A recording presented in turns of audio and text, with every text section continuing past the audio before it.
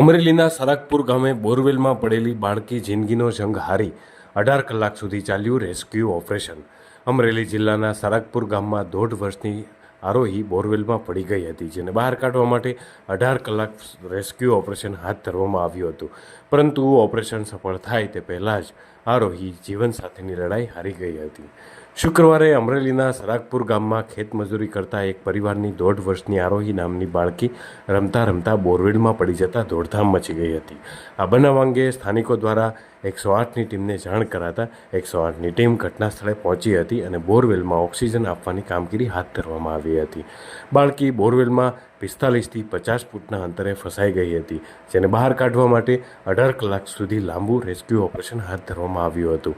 જોકે આ ઓપરેશન સફળ થાય તે પહેલાં જ આરોગી જિંદગીનો જંગ હારી ગઈ હતી।